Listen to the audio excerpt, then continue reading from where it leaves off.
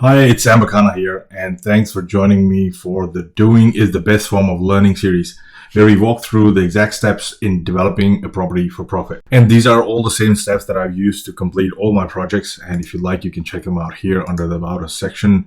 If you go here, scroll down, you'll be able to see all the different projects that I've completed. And these are the same steps that I've actually taught all my students so far. And they've actually rinsed and repeated the exact same steps to pull off their development projects from scratch. So if you have time, check this out on the About section. You can also walk through my story. So this talks about how I got started, what are the difficulties I faced, and where did I go from. I started off with here, then ended up here, and have a look at this, because what I'm going to share with you today in this walkthrough is literally where I live. So this is where I live. And you'll see this is the same house. So the Google image that it carries is the one that it was before it was built, while it was getting built actually. And this is all about, finding development opportunities that are right there in your backyard. So this walkthrough is literally an area where I go for walks every now and then.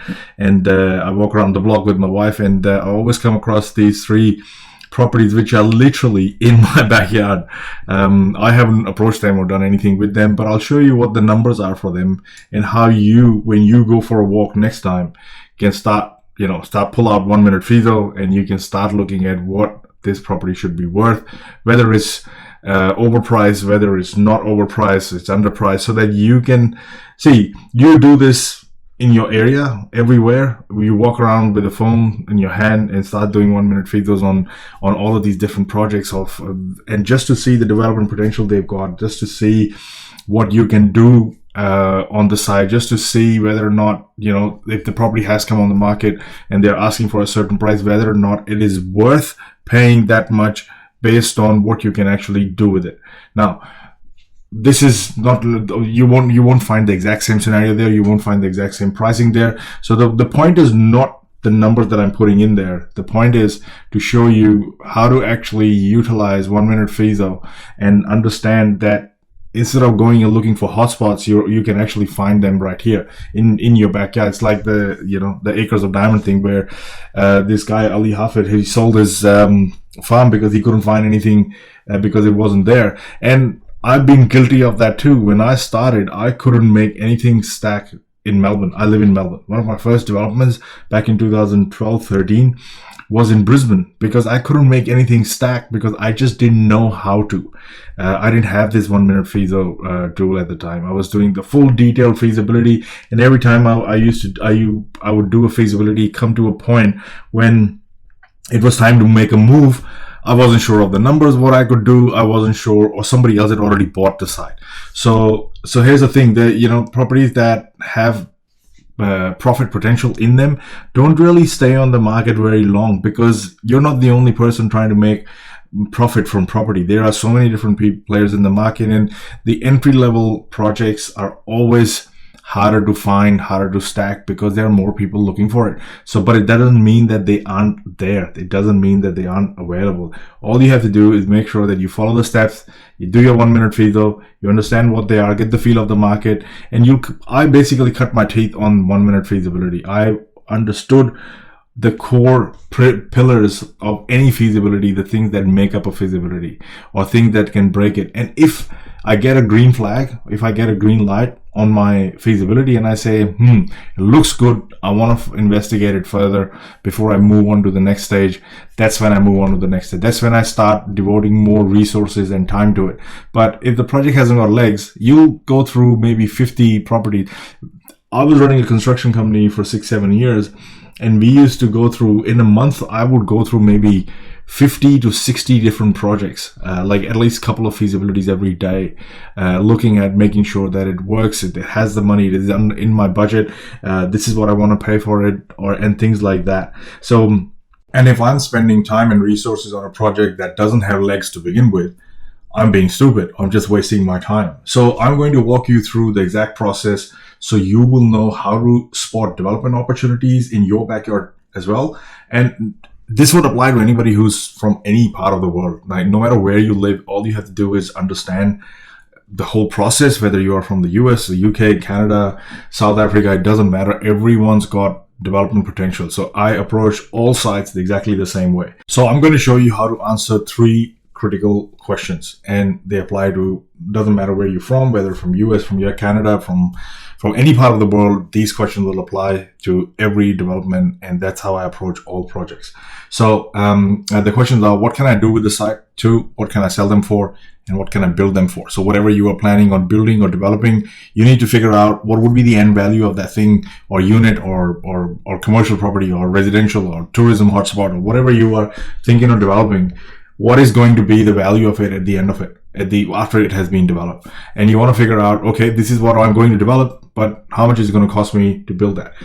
And the answer to these 3 questions will give you confidence to figure out whether or not you should proceed or not proceed, or not waste any time with this project. So it's like a kind of like a red light or a green light. So if it has legs, it has profit, how much you can make, how much you should pay for the land, if you want to do X or on the site.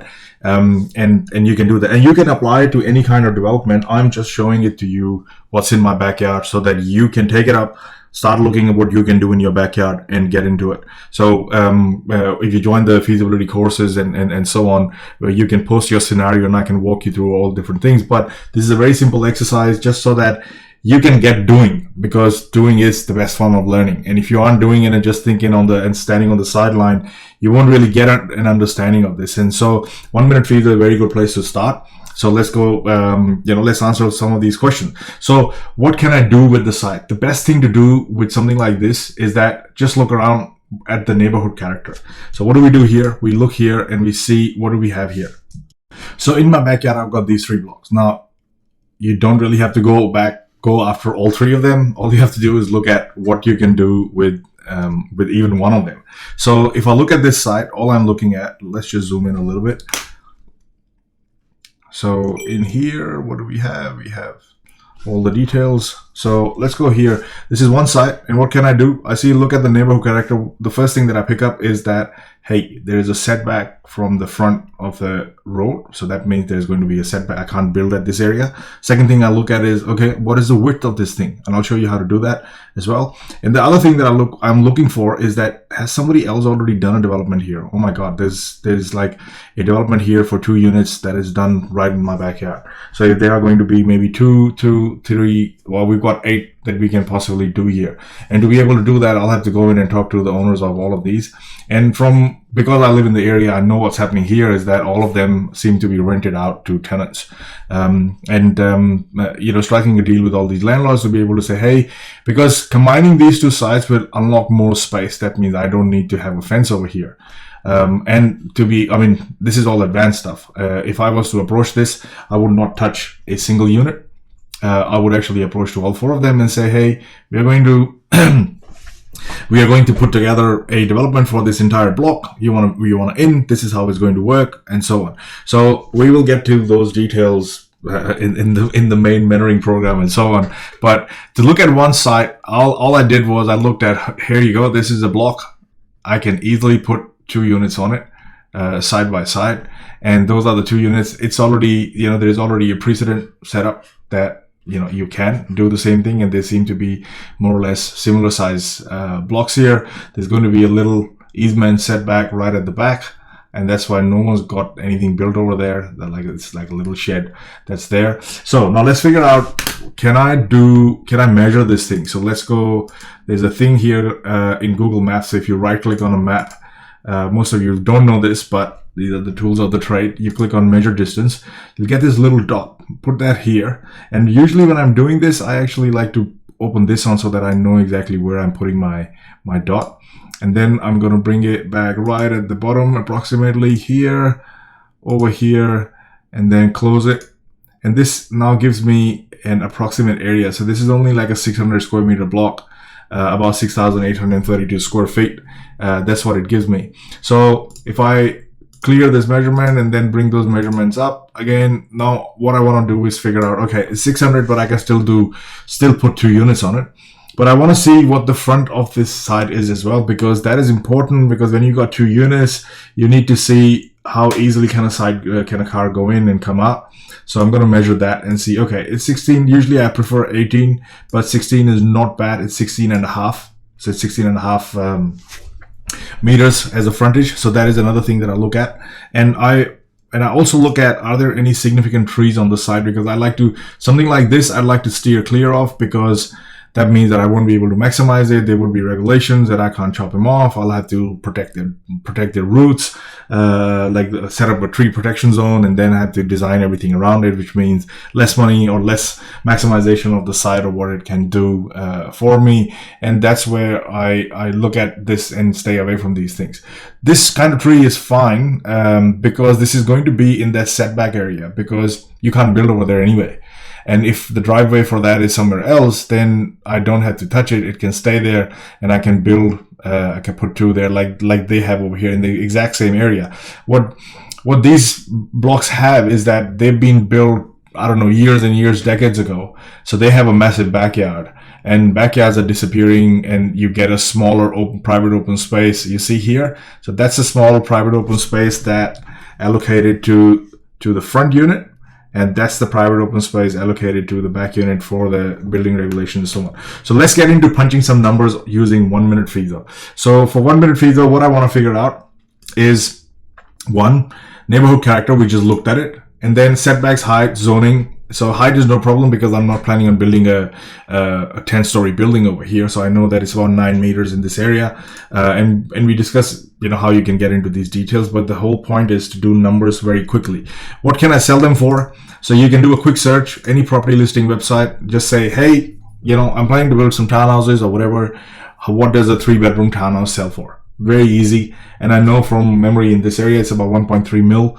I know that land would be around 1.35 of that size, because my neighbor just bought a few months ago. Somebody else moved into a property right next to me. That property was sold for 1.3 or 1.35, something like that. But I think 1.3 was the main figure, because that's what they told me. What can I build them for? So a couple of phone calls to the builder. And you can find out what they're going to be. So in my scenario, I already know what it is. So I'm going to walk you through 1 minute Feaso. So you go into our applications, and right now we have 3 already released. There's going to be a 4th, 5th, and we have a plan to conquer the world. So there will be many applications launched later on. But anyway, this is a 1 minute Feaso. Go in there, launch it. Click on Acres of Diamond. This is where I am. I already created something like that. So in here, I can select my $sign. I can put GST, 10, whatever. This is going to be residential. So if you're in Australia, it's going to be under margin scheme. And all that is that you're basically not paying GST on the land component of the property. So if you don't know what this is, you don't have to select it. Just go no. If you are somewhere else and GST doesn't apply to you, select NA, and it just takes it out of the question anyway.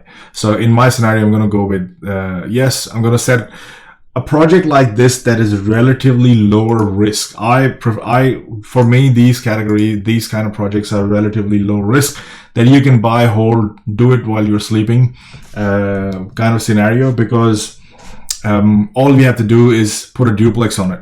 Or either 2 townhouses. So duplexes are basically mirror images of 2 townhouses side by sides. And if I own this, I still have to make a decision whether or not I should do this or shouldn't do this. So hence the reason I do these numbers to figure out what is the risk, what is the reward, and so on. So because this is low risk margins or on profit is about 10%, on cost is about 10%. So I put a target development margin at about 10%. I want to see some cost sensitivity analysis as to what would happen to my bottom line if the cost was to move in 5% increments or come down in 5% decrements.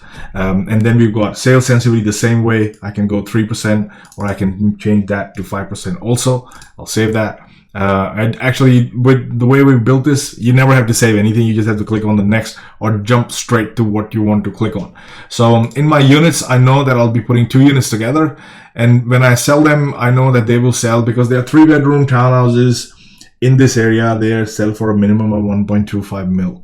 So I'm only using a minimum figure. They actually go up to 1.34. Some I've even seen 5, but then you also have to have a 4-bedder. And in this scenario, it could very easily be a 3-bedder and a 4-bedder. And we can play around with it, and we'll show you, because if you use Smart Feasibility Calculator, which is the one step up of this, it becomes a lot more easier, but it's way more advanced than this. So, but right now, I want to do everything under 1 minute. I'm just putting in numbers to see, should I waste any time on this? So it's got total units 2, average sale price 125. I can check the GST, because when I sell it, I'll be paying GST. Average built area per unit 150. Construction cost per unit, I know that in this area I'll be able to build them for 325. Construction contingency 5%, that's what the banks like to see. I'm purchasing the land for 1250. Now this is the house right next to me sold for 1.3. However, if it is 1.3, and if I look at this house is a lot smaller in area than me. So this is the house that sold for 1.3 something, and that was 800 square meter. And as you see, when we measured that, this came out to be about 600. So I would believe that this should be around 125. But as I said, hey, I'm trying to punch numbers and see whether I should waste time on this. So whether or not this is right or not wrong, or in your area they are 650 for a block of that, that's fine. I'm just showing you some numbers. So put in your stamp duty, whatever they are, from quick numbers. Consultants, I know that if I don't have a permit, they cost me about 5 to 6%. So I'm going to go with 5% here. Development contributions, I'm only putting 2 units on them, so there will be 2% of the land value. You see that little eye icon here? If you hover your mouse over, it'll tell you what are you using as a percentage. If I don't know what this is, if I don't know what this percentage is going to be, I'll have to put in the exact amount here. It could be 60 grand for that, or it could be 2% of the land value. I can go with any of these here. My apologies for that. And closing costs, commissions, it's going to be, when I sell them, it's going to be about 2%. Miscellaneous costs is going to be about 5,000. So it doesn't matter whether you are going to sell them. What you have to do is figure out what they are going to be at the end of the development. The goal is not to start putting in operational costs and start thinking, oh my God, I'm not gonna sell it, I'm gonna keep it, and this and that. And I'll show you how you can do that, because we have an application for that does exactly that. But here, I want to figure out, once it is built, what will it sell for? When it comes to finance, I'm quickly punching in some numbers. I'll borrow 80% to settle on the land. There won't be any setup fee. The interest rate is about 6% right now. So let's go with that. It will take me 9 months to get a permit, or if it's shorter, I can go 6 months. Something like this would probably take me a lot shorter, not 9 months. In 9 months, I can get a 12 townhouse development permit on a site like this. But because this is straightforward, there's not a lot I need to worry about. So I'm going to put 6 here. Construction debt is going to come based on the total cost at 70%. Loan setup fee won't have any GST. Loan draw intensity is how fast you can draw your construction loan. And what that means is that anytime you've got a construction loan approved, you are not paying interest on it from day one, not on the entire facility. You're basically paying interest based on the drawn down amount. So whatever you draw down, that's what you pay interest on. So that is done in an S curve, and it's also done in a more complex way, which we handle in another application, which is more detailed and with all the cash flows and so on. So we leave that at 60%. Interest rate for construction, because it's going to be a little higher. Now, if I was building more than 4 townhouses, I'd have to go for a commercial loan, and that would definitely be higher than a normal project with 6% interest or whatever. But because this is just 2 units, and 2 units easily fly under the normal residential loan, so I can select that as 6% as well. And I know that the construction duration for something like this used to be 9 months. I'm allowing 12 months because post-COVID, everything has gotten delays and so on. So let's put that as 12, move on, and I see that it makes about 11.5%. Now, what if what if I have to pay 13, well, let's say 1.3 million for this? So if I change that and make it 1.3 million for the, well, sorry, not the wrong number.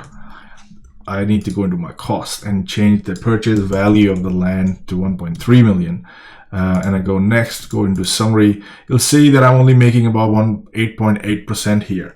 And what I want to do is say, hey, no, I want to make at least 10%, because in my settings, I said that my target margin is 10% for a relatively low risk of development. So this is the lowest of the lowest that you can do, but it still makes you $194,000. If you were to sell it at the end of it, it'll make you 194. If you were to keep it, and we'll do that exercise in another video, but if you were to keep it, that 194 would become your equity in it. So if you go to refinance and you need 80%, you can only borrow 80% of it. That's your deposit of 20% to be able to keep it. Or you can sell only one at the end of it and keep and roll this profit into the next one, because then you might have you basically have $97,000 per unit. So in that scenario, you would have equity of $97,000, and you would have paid out a lot of debt on the other unit, and that would have generated. So that 194 would then flow into the one unit that you are going to keep.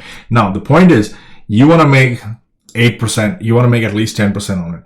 That means the maximum that you should pay on the land should be around 1.27 million. So that you can make 10%. Now, if I go back into my costs and over here and I change that to 127 million and I go back into my summary, you'll see that this has jumped to 10%, because now I'm getting my 10% development margin here. That means the maximum price that I should pay for this. Now, this requires a lot of resources on the server side to be able to constantly iterate the entire process to figure out the exact interest, because it's a loop. It's super complicated and very, very geeky to understand. There's a whole 5,000 word article on the website that talks about the entire the loop that it goes into. So we've coded it in a way so that you can actually see that, okay, it's 10%. I shouldn't pay more than 1,278 for this block of land, because when someone is saying, hey, I want 1.35 million, 1.4 million, sometimes, landowners would throw an absurd figure out that does not represent the true market or the true potential of the site.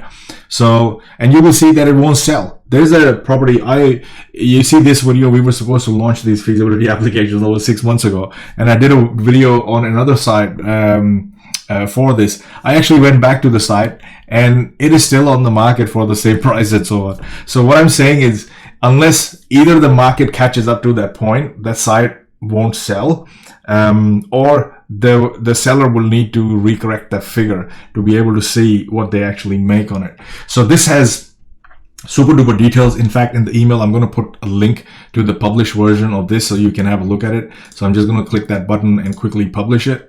And so that when you want to have a look at it, you just paste it and you visit that link and you can have a look at this and see the things that are available in 1 Minute Feaso. Now, all this happens in 1 minute. I took like 20 minutes to explain to you what we are going to do and how this is going to help you. But this I did in 20 minutes just to see that, okay, every site in my backyard gives me about 200K profit here. But if I was to put them together, that's going to be a different story. So it's 200,000, that's going to be 800,000. And how the whole point of this is so that you understand what is possible by you just playing with numbers and understanding what you need, what you can do, how you can approach different people, and just wrap your head around as to what is in your backyard. Like each of these sites, I don't really have to go to a site that's going to go up in value in the next 3 years. I can go straight into my backyard and unlock the potential and, take that 200K out of this. All I have to do is make it happen. And, that is the whole point, that you go out and make it happen. So start with 1 Minute Feaso. Click on this link. I put it at 70% off, and only because we've recently launched all our applications, and I want you to get your hands dirty. I want you to get doing things. I want you to start thinking about it. And if you go to Edge, I'll show you that under Edge over here under discussion now, you see the little lock sign. You can't do anything here until you've signed into Edge. But if you are signed into Edge, go in here, go into discussion and create a new topic over here. And if you have questions regarding 1 Minute Feaso, if you have questions regarding feasibility or a project or scenario, whatever you're doing, post it here. I will post a video response so that you can get going and you can hit the ground running with 1 Minute Feaso at 70% off. Click the link so that we can see you in Edge, and we can interact, and you can ask 50 questions if you have to move forward. So I will see you soon. Thanks.